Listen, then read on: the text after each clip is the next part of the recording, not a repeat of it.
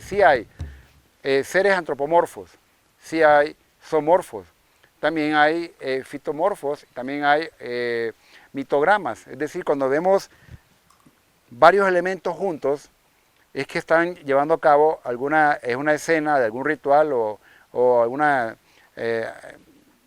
podría ser una entonación, etcétera, no lo sabemos, pero se le conoce como mitogramas, o sea, un mito transmitido en la pared. Entonces, hay varios elementos que podemos interpretarlos. Por ejemplo, este de acá, que observan, que pareciera como un insecto, ¿verdad?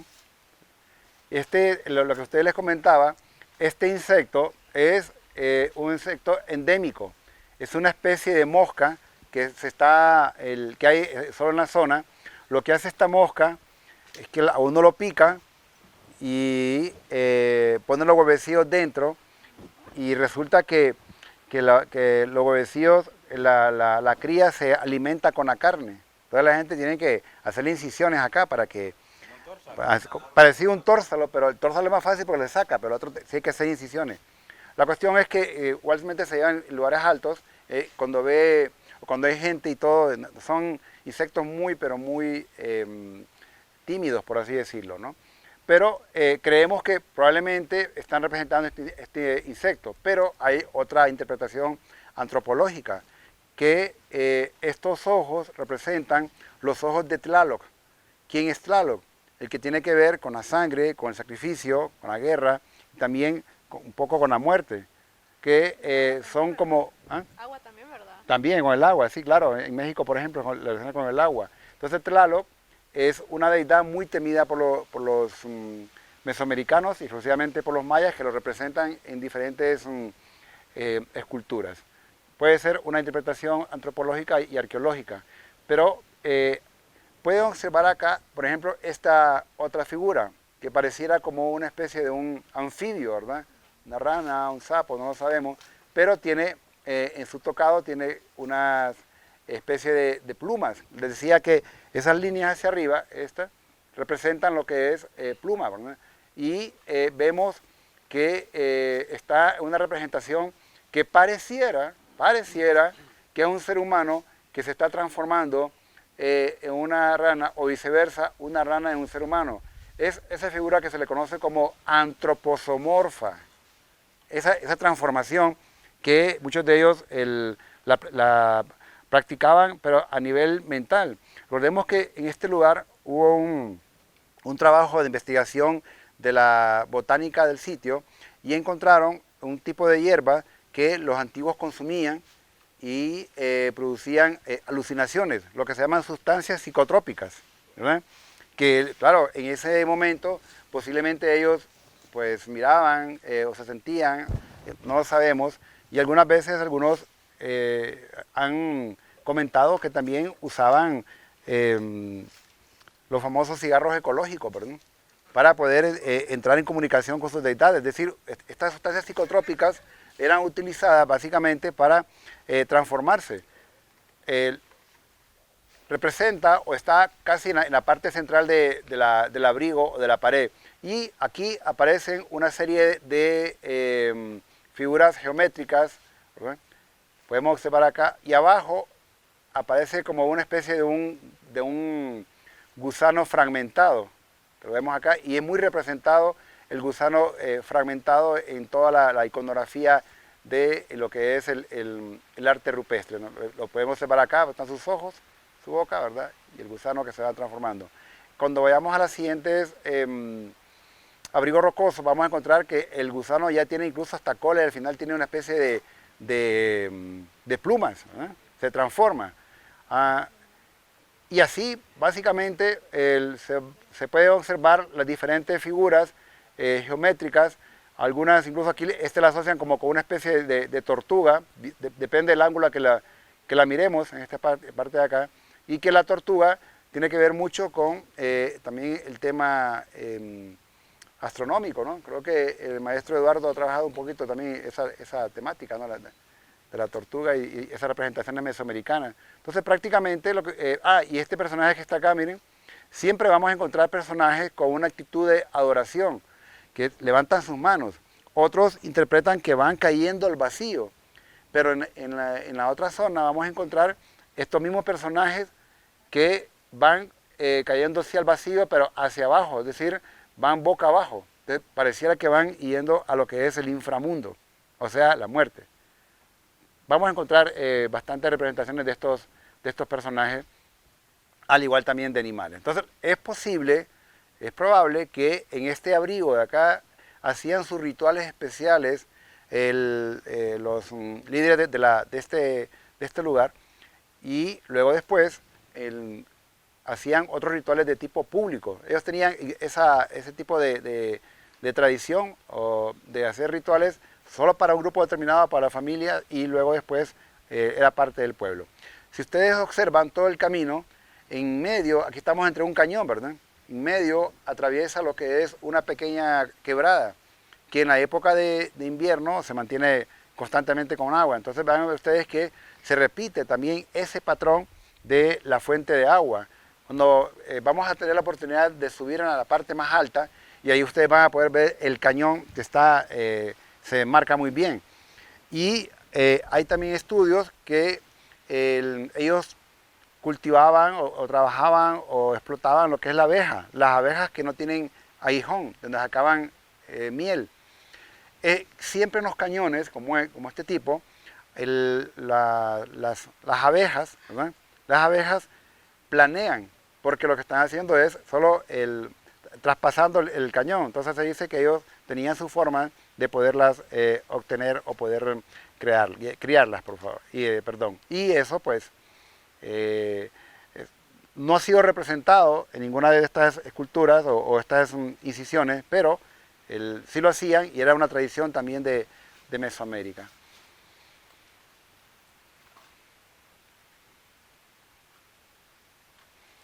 Lastimosamente ha venido gente a rayarlo, miren. Este es el nuevo grafiti, ¿eh? Que vemos acá. Y lo que ven en la parte de abajo es el fruto de la erosión, ¿eh? Es probable que el nivel original se mantenía por acá, ¿eh? Con tanta lluvia, bien me lo comentaba el maestro Eduardo, aquí ha habido una erosión increíble, o sea, cada vez se va erosionando cada vez más y más, y esto también es la fruta. Y ustedes ven, si limpiamos acá con una escobilla, vamos a poder definir mejor los diseños, que está completamente llena de polvo.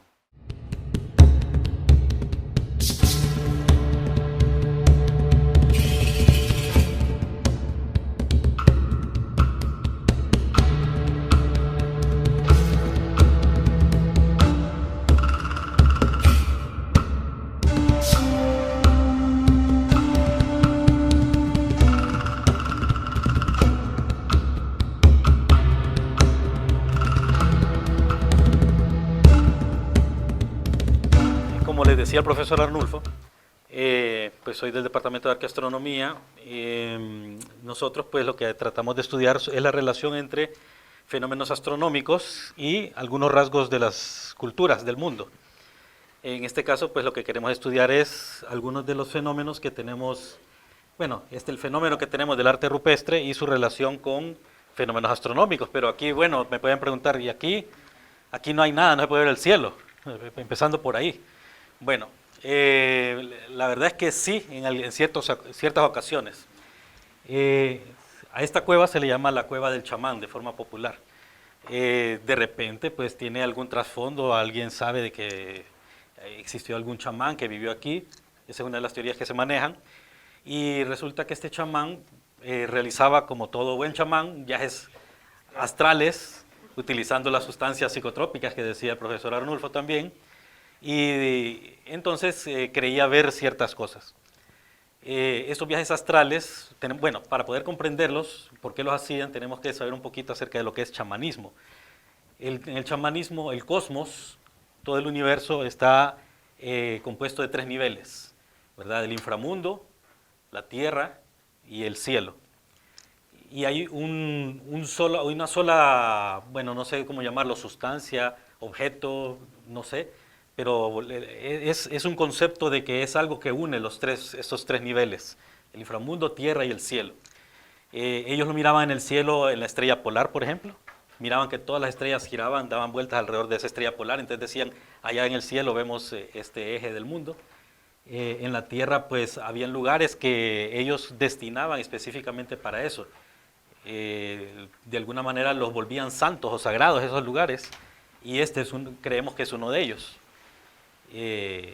Y también vamos a ver que, bueno, el inframundo, que cuando nos dicen el inframundo, generalmente dentro de nuestra cultura pensamos que es el infierno, ¿no? Un lugar caliente, de fuego, pero para los antiguos pueblos de América no, era un lugar oscuro, húmedo, casi no había luz. Entonces, si vemos al fondo, pues parece que fuera ahí parte del inframundo, ¿no? ¿Okay? Todo oscuro, bajo la tierra, encima de nosotros tenemos toda una montaña encima, ¿no? Entonces aquí es como que estamos en el inframundo. Aquí salimos al nivel de la tierra y donde podemos ver el cielo. Ahora, ¿qué es lo que tiene de especial este lugar?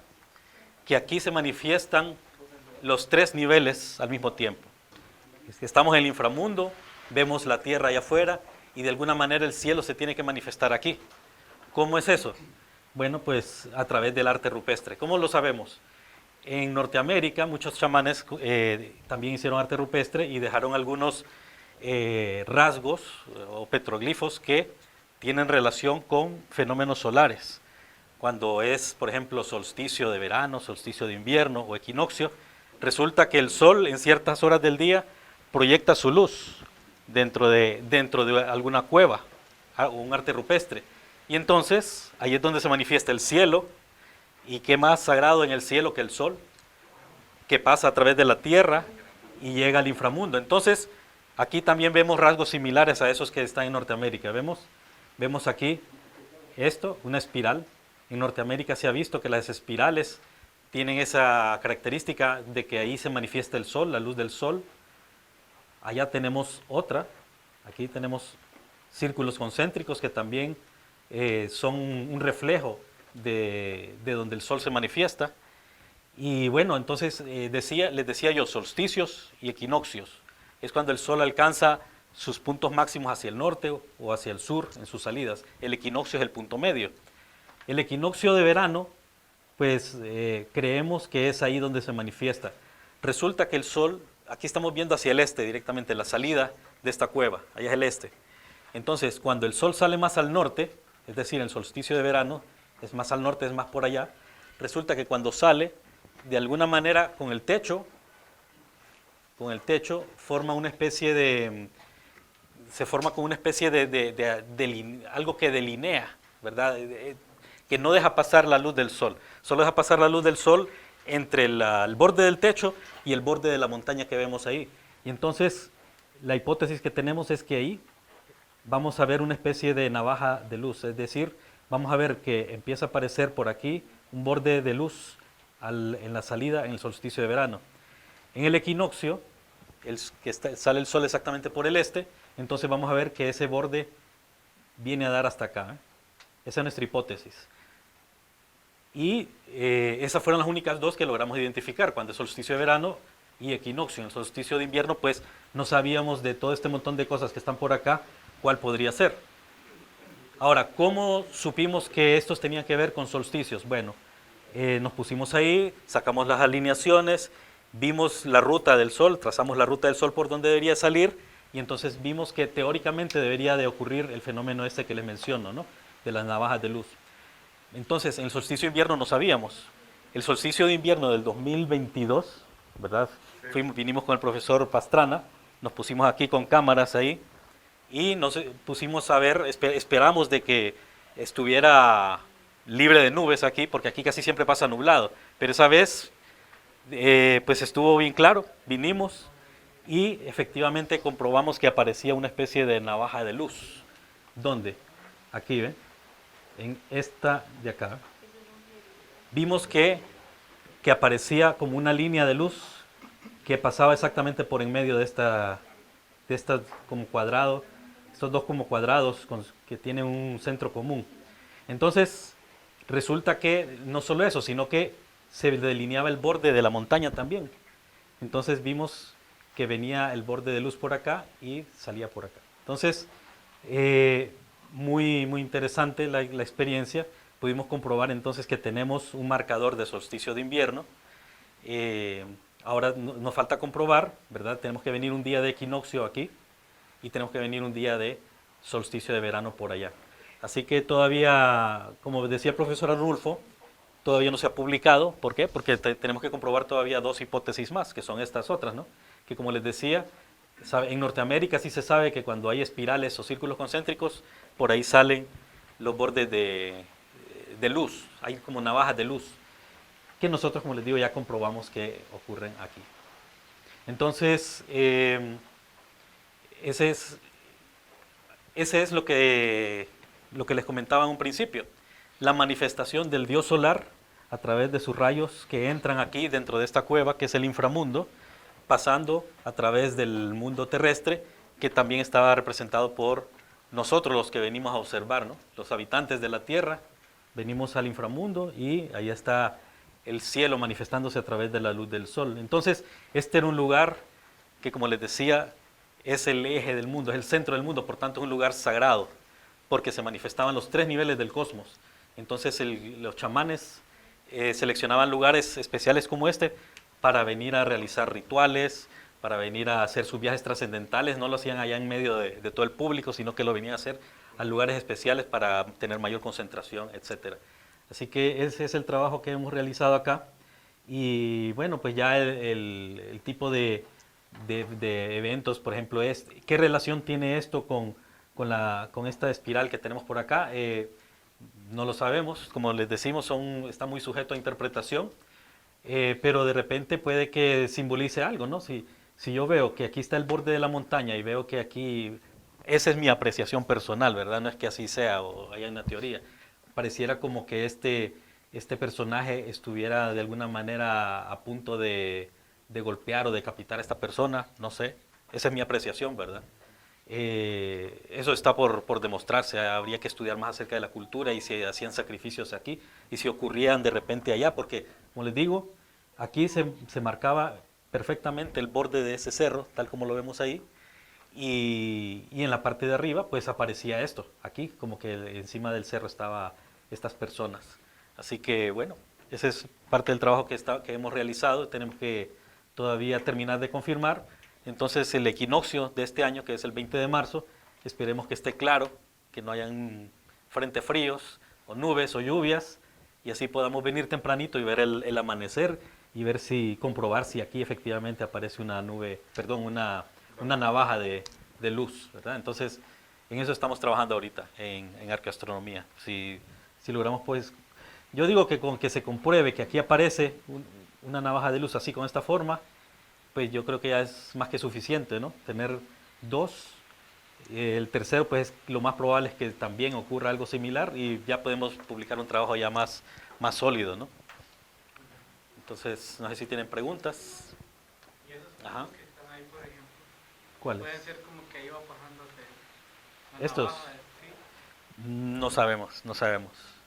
Según Ajá. su teoría de las espirales, Ajá. que se han visto en Norteamérica, Sí. ¿qué conexión podrían tener en que hay con Norteamérica y aquí Bien, la tradición chamánica no es originaria de América, sino que de Asia. Así que eso es una evidencia de que de que América se pobló con personas que vinieron de Asia, que cruzaron el estrecho de Bering, ¿no?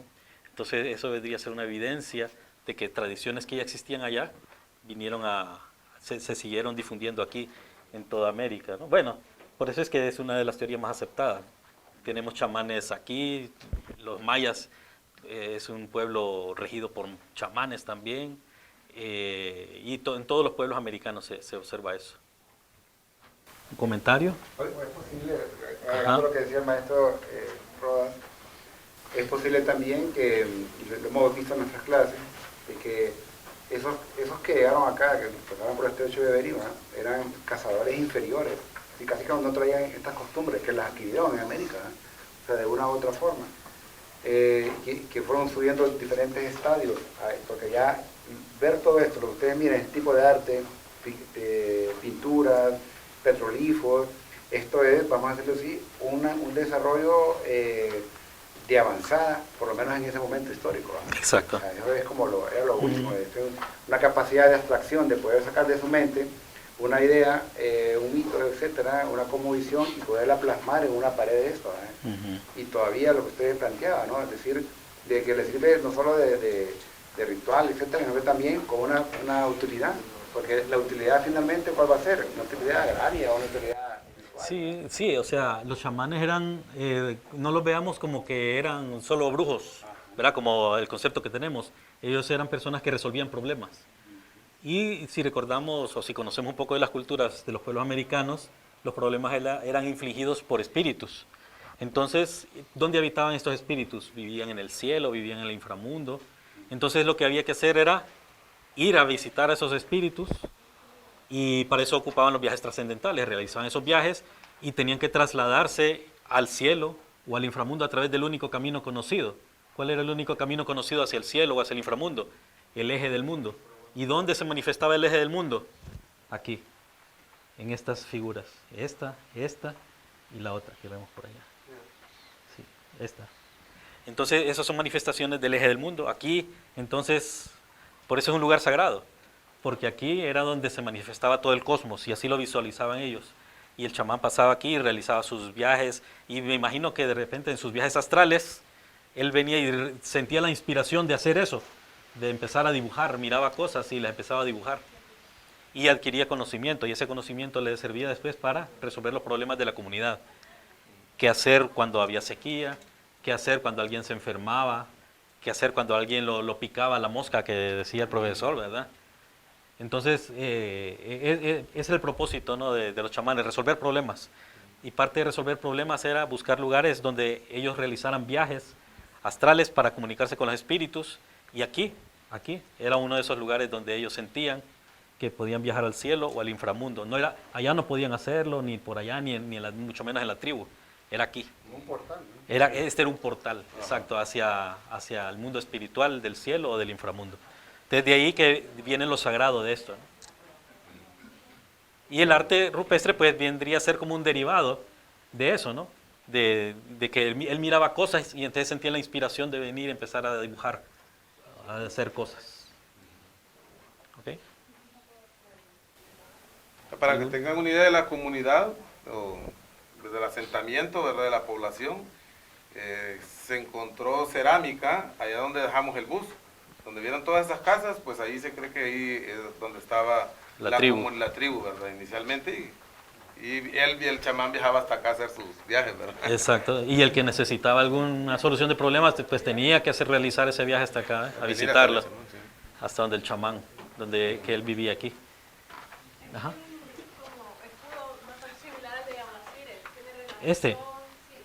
No, el escudo aquel tenía puntos, ¿no? Estos son círculos concéntricos.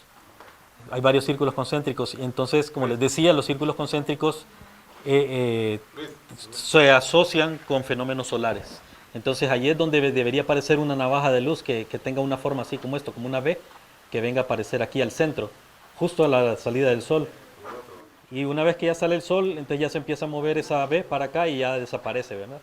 Igual aquí era en el equinoccio, aquí aparecía la V, que una vez que ya se iba levantando el sol se iba cortando. Y aquí por acá también se empezaba a cortar, ¿verdad? Y eso lo comprobamos nosotros.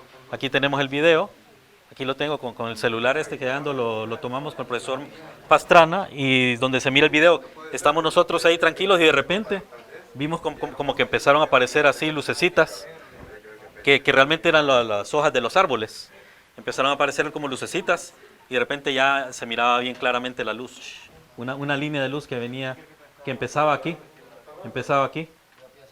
Y una vez que empezaba ahí, empezó ya el sol a levantarse rápidamente, se movió para acá y salió.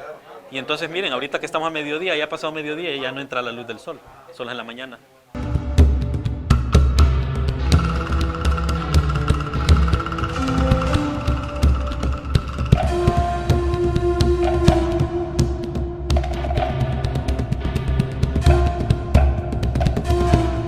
Bueno, chicos, aquí hemos llegado a otro abrigo que ven ustedes, tiene una magnificencia mucho mayor, ¿verdad? A lo que hemos estado viendo. Es impresionante realmente la cantidad de figuras que vamos a ver aquí, y además una serie de agujeros grandes de diferentes tamaños que realmente no sabemos qué significan. Hay personas que han propuesto de que puede ser un censo, ¿verdad? Y como para saber cuántos habitantes había en la ciudad. Otros pues dicen que puede ser una cuenta de animales, ¿verdad? La verdad no sabemos, pero es lo que se propone. Desde nuestro punto de vista de la astronomía, hemos identificado algunos, como les dijo el profesor allá, astromorfos, ¿verdad? Algo que parecieran que fueran objetos celestes, y entre ellos pues pueden poner la atención en este de acá, que le hemos llamado o le hemos denominado el cometa, ¿sí? Ahora, no hemos hecho estudios, ¿verdad?, para saber qué cometa podría ser o qué cometas se han visto desde este lugar, ¿verdad?, hacia el pasado, pero parece que el dibujo indica bastante bien, ¿verdad?, que se trata de algo que está relacionado con el cielo. Esa es una parte. Lo otro es que tenemos, es este otro dibujo que estamos señalando acá. Fíjense bien, aquí hay dos interpretaciones. Uno nos dijeron que podía ser un bólido que esté cayendo, ¿verdad? Y ahí ven ustedes los rayos o la estela brillante que está desprendiendo. Alguien más nos propone que puede ser un eclipse y que estos puntos van señalando el camino en que la luna iba llegando hasta entrar ahí, figurando un eclipse parcial, ¿verdad?, de sol. Sí, esto es apoyado por estas, no sé, figuras que parecen ciertas caras, ¿verdad?, que tienen un cierto asombro, ¿sí? Y si recuerdan, en Yaguacire, ¿verdad?, lo que les hablábamos sobre la propuesta de un eclipse anular, para poder fechar ese sitio, aquí van a encontrar algo muy similar también. Vean a ver este grupo familiar, ¿verdad? Y esto que ven acá arriba, que pues consideramos de que ambos pobladores de los dos sitios observaron el mismo fenómeno, ¿verdad?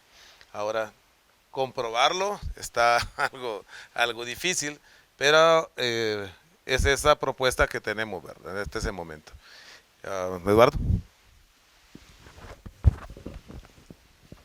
Bien, pues como decía Ricardo, estas son algunas hipótesis, ¿no?, relacionadas con la interpretación de este arte que tenemos ahí, aquí y acá. Llama la atención que también hay espirales, como en el otro, como en la cueva. Aquí tenemos una de ellas, una espiral. Aquí también tenemos otra espiral que es mucho más obvia en este lado.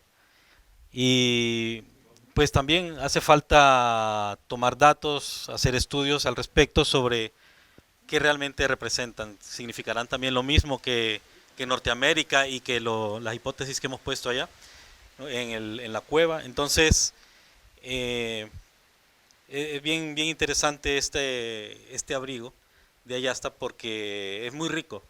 Es muy rico, se puede interpretar de muchas formas, ¿no? Tal vez como eventos que ocurrieron en el pasado, astronómicos, la relación que les mencionaba con el eje del mundo. Como decía el profesor Pastrana, pues también tenemos este montón de agujeros que podrían representar cuentas. Ya nosotros hemos contado los agujeros. Generalmente en las culturas americanas, cuando aparece el número 28, tiene que ver con la luna, ¿verdad? Porque es el periodo, se parece al periodo intermedio entre el periodo sinódico y el sideral de la luna, pero en este caso no nos dan esos números. Habría que tener un poco más de paciencia para contarlos más, a ver si de repente da el 365 para relacionarlo con el periodo en que le toma la Tierra para dar una vuelta alrededor del Sol. Entonces, ¿El sol allá también? tenemos un Sol allá también, en este lado, ¿no? Ahora, ¿qué significará ese Sol? La verdad, no creo yo, en lo personal, que tenga relación con algún fenómeno solar, porque como les decía, si vemos hacia el este, es allá, por ahí sale el Sol, en el el equinoccio, solsticio de verano, solsticio de invierno, y ese sol pues aparentemente no tiene ninguna relación con la salida del sol por ahí. Y la puesta ocurre aquí ya de este otro lado, como lo podemos comprobar ahorita, ¿no? Que ya estamos en horas de la tarde y el sol pues ya no ilumina para nada. Entonces podría ser el sol, pero ¿qué significa eso? No sé, de repente también podría ser la estrella polar, que les mencionaba que para los primeros habitantes de América, los que venían allá por el estrecho de Bering, como decía el profesor Arnulfo, tal vez ellos no tenían esta tradición, pero ellos sí tenían probablemente la creencia de que como estaba en una zona polar, en la zona polar la estrella polar está bien alto en el cielo y se mira claramente el movimiento de las estrellas. Ellos tal vez quedaron con esa idea que ya traían de allá y de repente fueron evolucionando sus descendientes, perdón, hasta ver estas manifestaciones que tenemos acá. Por eso la tradición chamánica americana es diferente de la tradición chamánica asiática, que los chamanes de Asia se basan más en la meditación, la música, en cambio aquí ya se utilizan elementos como, bueno, sustancias psicotrópicas, ¿no?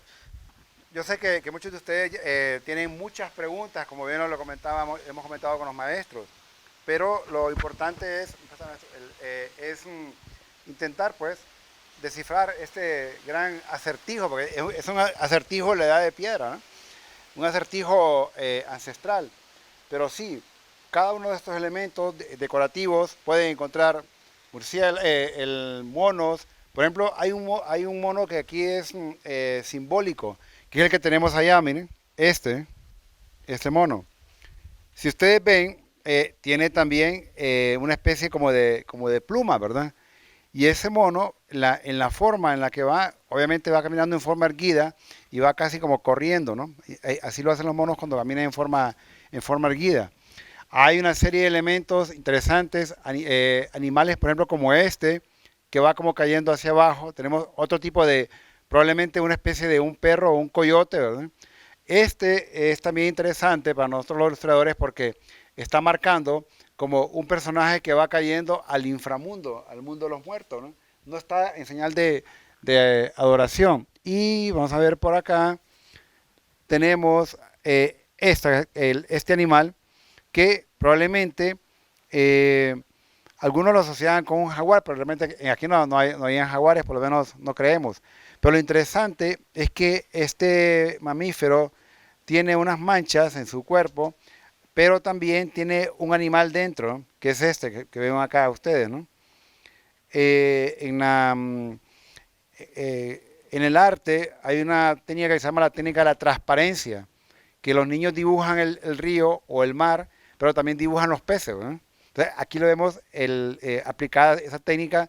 Probablemente este tipo de ave fue la que se comió este mamífero, ¿no? Que no determinamos qué es exactamente. Algunos dicen que es un pisote, aunque no son carnívoros, ¿verdad? Pero probablemente son de aquellos que ya no están en nuestra zona.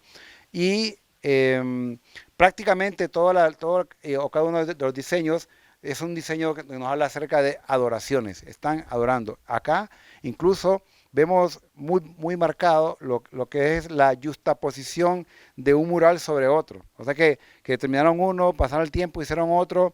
Es decir, no se tomaron el tiempo de ir a otro lugar, sino que es acá. Como bien lo decía el maestro Eduardo también, son lugares sagrados para ellos. Entonces eran reutilizados con esos fines. Y se recuerdan aquello de los ojos de Tlaloc, ¿verdad? Que los tenemos acá. Vuelve a aparecer de nuevo ese elemento. Y si lo hablamos, estos agujeros, una explicación que nosotros le hemos encontrado, pero obviamente no es la única, ni la verdadera, ni la hemos probado del todo, pero creemos que en estos agujeros ellos ponían copal. Entonces, yo intenté quemar copal por ahí. El copal es esa resina de árbol y usted la quema y tiene un olor agradable, como el que usan los sacerdotes en la iglesia, ¿no? Entonces, probablemente, usted imagínese en la noche estos agujeros llenos de copal, aparte de lo que significan, pero realmente era una forma de adoración. Entonces, es un lugar más amplio, es una pared más amplia, por lo tanto, era para uso público, por así decirlo, ¿no? Obviamente, ustedes no esperen que aquí a la redonda habían árboles, ¿verdad? y esto era totalmente limpio y los rituales quizás lo llevaban a cabo desde acá y el pueblo estaba en la parte de abajo o a sus alrededores. Entonces al final, este sitio de Ayasta, pues nos cuenta la historia de esas adoraciones que ellos tuvieron durante muchos siglos y finalmente el lugar quedó abandonado como todos otros. Pero siempre se mantiene esa tranquilidad, esa paz del sitio, ¿no? Sienten ustedes que está el viento bastante fuerte, ¿no? Eso, recuerden que estamos dentro de un cañón y es muy usual el que pase esto. Por lo tanto, aún en la época de calor, el lugar es fresco y estamos en la época casi de frío, pero se mantiene agradable el ambiente, ¿no? Como tal. Usted lo puede notar. Bueno, pues ojalá que en el futuro ustedes como estudiantes de historia, estudiantes de astronomía, puedan teorizar con estos lugares y nos puedan compartir esos trabajos de investigación. Pero acuérdense, siempre un trabajo de investigación comienza desde algo, ¿no? Es decir, un punto de salida. Y nosotros siempre nos apoyamos en los hombros de otras personas que decidieron investigar o interpretar aquí el lugar y esperamos que se continúe esa obra. Ese es prácticamente uno de los objetivos de este trabajo de campo, ¿verdad? Bueno, usualmente cuando digo estas palabras nos aplauden.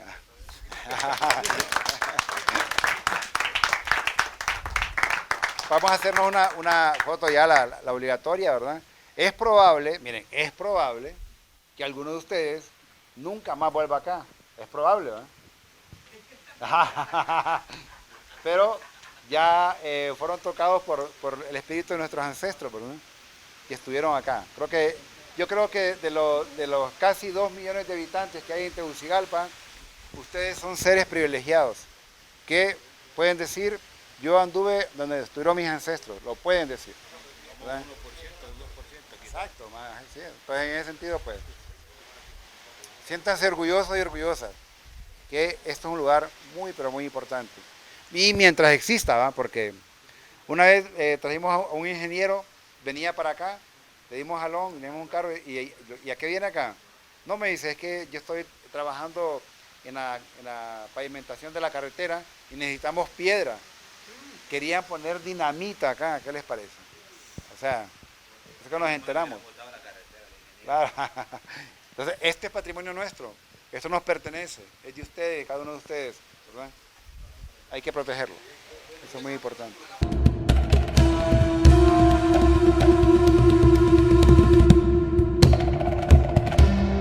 Mi nombre es Chevy Melara, soy docente de la carrera de Astronomía y Astrofísica de la Universidad Nacional Autónoma de Honduras. El día de hoy hemos realizado una visita como parte del programa de la clase de Historia de la Astronomía y también con los estudiantes de la carrera de Historia a las cuevas de Ayasta. Y aquí observamos un legado muy importante de nuestros ancestros, que son los petroglifos, que se representan mediante incrustaciones en piedra, en los cuales ellos hacían un registro de eventos astronómicos y sus actividades diarias y otras cosas importantes. Estoy muy contenta con la actividad, pues fue muy interesante y espero que para los estudiantes sea de mucho provecho para que ellos puedan conectar esa parte de sus clases con la parte cultural y que en un futuro pues puedan hacer investigaciones al respecto y les sea de mucho provecho y enriquezca su conocimiento. Espero que hayan disfrutado toda esta ruta del arte rupestre desde Yaguacire, que teníamos pictogramas, hasta lo que es Ayasta, donde encontramos petroglifos. Fue toda una actividad académica que coordinamos junto con el Departamento de Arqueastronomía y Astronomía Cultural, el Departamento de Astrofísica, el Departamento de Historia. Ambas facultades trabajaron juntas, la Facultad de Ciencias Sociales, la Facultad de Ciencias Espaciales. Agradecemos también a la UTB que nos apoyó para dar a conocer todas estas bellezas de nuestros ancestros. Así que espero que hayan disfrutado y que de esta manera conozcan mejor nuestra historia. Nadie ama lo que no conoce. Estamos cumpliendo con nuestra labor como profesores de las diferentes facultades y espero que hayan disfrutado y conocido un poco más acerca de nuestra gran historia Honduras.